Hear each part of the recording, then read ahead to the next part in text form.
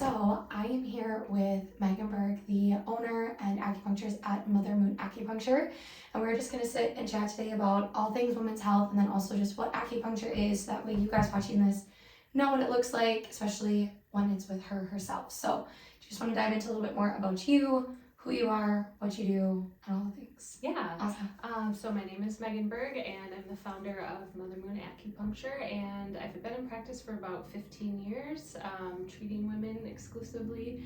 And I got into acupuncture because I think from a really young age I was attracted to things that were really natural and like healthy living, yoga, and after I got pregnant with my first daughter, I had been put on bed rest at 26 weeks because of preterm labor, and I had 3 months in bed rest and a pretty difficult pregnancy. And then my postpartum period, I experienced a lot of postpartum anxiety, and I really didn't have a lot of context for that, and so I struggled just kind of not knowing that there was help out there, and in my experience there really wasn't a lot of help to reach out for. And so I started acupuncture school when my daughter was just about to turn a year old, and kind of dived into acupuncture school and all that it is. And upon being a student at Northwestern Health Sciences University, I accessed the student clinic and got regular treatments and had about 3 months of acupuncture and herbal medicine. And after that, I just felt like this was almost like a veil was lifted, and I felt for the first time like I could think clearly again. My emotions were so much calmer, and I could just feel that I was kind of returning to my pre-pregnancy self, which I thought potentially I'd lost forever. So that was my kind of first taste of really understanding how acupuncture can really touch in women's health, and kind of going into clinic.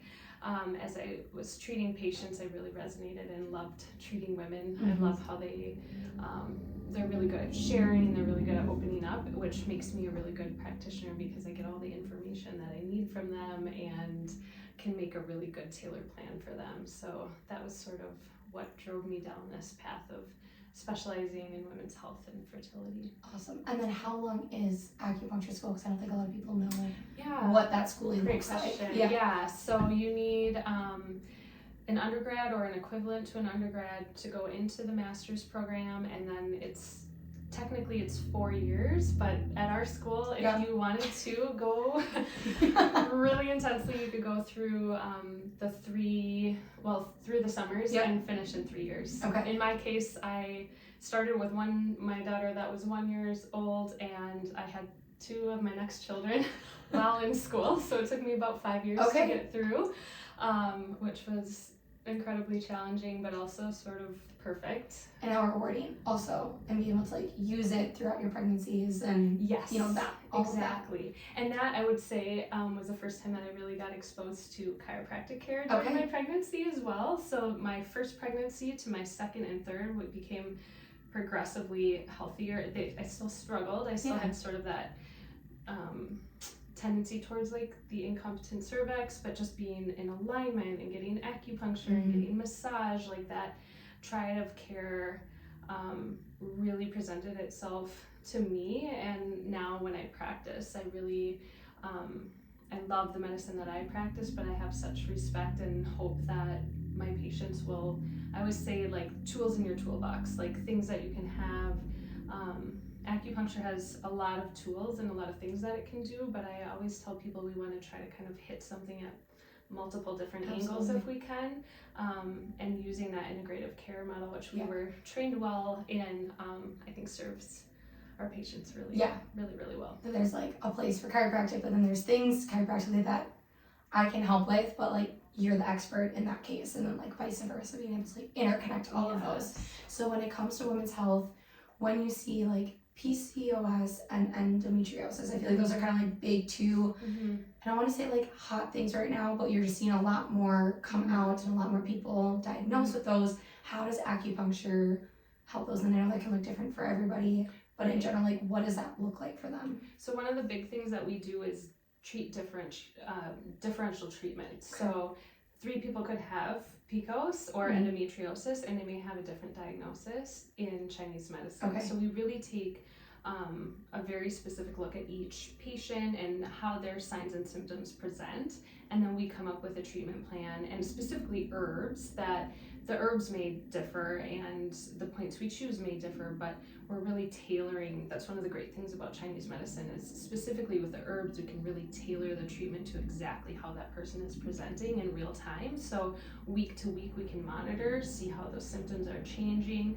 Cycle to cycle we can see what we're doing right, what we need to change. So with something like both PCOS and endometriosis, what we're seeing is, we'll start with endometriosis. We're seeing a lot of pain often, not always, but a lot of pain, which in Chinese medicine we're going to call that blood stasis, stuck blood, blood traveling to places it shouldn't be, causing a lot of pain. So one of the main things that we do is choose herbs and choose points that move and invigorate the blood. So it's a herbal medicine is going to play a huge role there. With PCOS, we're thinking about potentially not having a period, not ovulating regularly, not having a regular menstrual cycle. So one of the biggest things that we want to do is get in there and regulate out the menstrual cycle. If we're trying to get a period in the first place, we'll really move and invigorate that blood. Putting tiny little needles into the belly creates essentially like a tiny little micro trauma to that area, which brings all the new fresh blood, the red blood cells, the white blood cells, those little macrophages that come and clean up the scar tissue or the old stuck blood that's just causing pain or stagnation. Chinese medicine is going to call that stagnation. So in putting those needles in, it triggers your body's own response to come and heal that. So it's the needles, but it's really the needles stimulating your body's ability to heal itself. So that's kind of the big thing that we work towards. And how often would you say you're typically seeing someone for conditions like that? So something like that, that's a chronic condition. It's not acute, it's lifelong, it's ongoing, especially if we're in a place where we're really having uncomfortable symptoms, or we're trying to conceive, which is a huge part of what I do.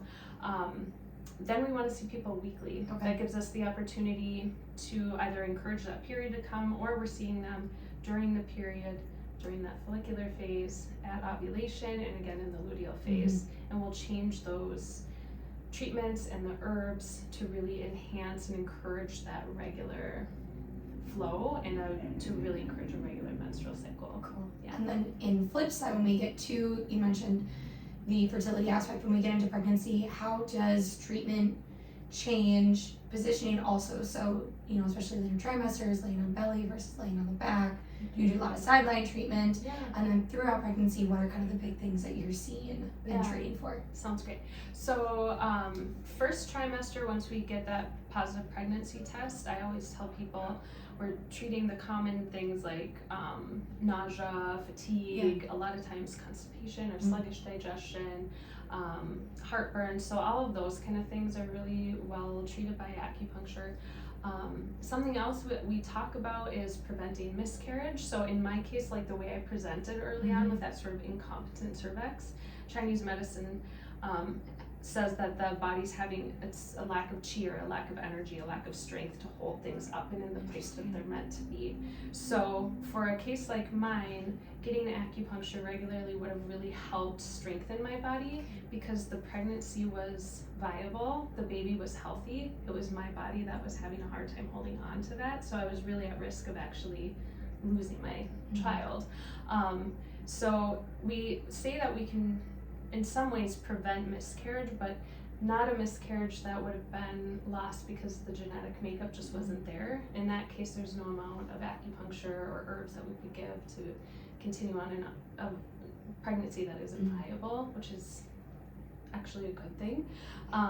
But one of the things that we do, especially when we're trying to see patients before they conceive, is that we're working on egg quality, healthy egg quality, which in turn gives us the chance, increases the chances and brings us more vitality, and that genetic makeup is in fact improved, so that we have long-term, full-term healthy pregnancies. And then with breech babies, how does that change? It's not change, but how does that treatment then look as well? Breech is a great, we have really great success rates with that. The earlier that we know, the sooner we can treat. Baby's smaller and has more time to flip. It's a 10-day course of MOXA. We, in short, in the acupuncture world, we're going to call that MOXA. But it's essentially mugwort is the herb. It's rolled and it looks like a big fat cigar or a little tiny cigarette. It's always funny. I feel like I'm sending patients home with a cigarette. I had a patient tell me the other day, they're like, it just looks like a big cigar. And my husband was asking what this was. Yeah, and it's an herb. It has like it definitely has a strong smell. So I always advise patients if they're going to do it at home, maybe to do it in their bathroom with the door shut and a little towel under.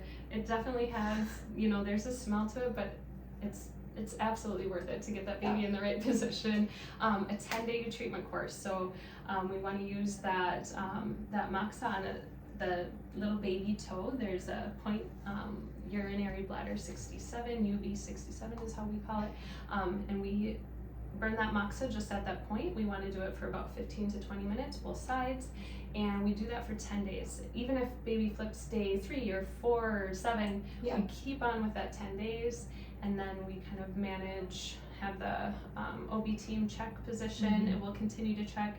If baby flips again, we'll just hit it again another 10 days. But it's really nice because you can come into the clinic, I can show you what we're doing, how we're doing it, and then it's a take-home treatment, so you don't have to return to the clinic for 10 days in a row. I know when patients come in for Breech, I'm always like, let's do this treatment, and then I want you to see an acupuncturist, and then being able to like balance the two, because I can only do so much. Right, and I definitely believe in having that pelvis in a good place is a really big thing, because if we're wonked out a little, baby's just going to go in a little weird place. Right, so, if there's not room to move, there's no room to move. Right, so, exactly. I guess last, but certainly not least, like, what do you want people to know about acupuncture that you feel like they either don't know, or misconception, or a little bit of everything? I think the biggest thing that I would like people to know is that, in my opinion, acupuncture and herbal medicine is my very first choice for anything menstrual, gynecological, and fertility-wise. If you're going for a natural treatment and your main goal is to go naturally, acupuncture and herbal medicine is choice number one.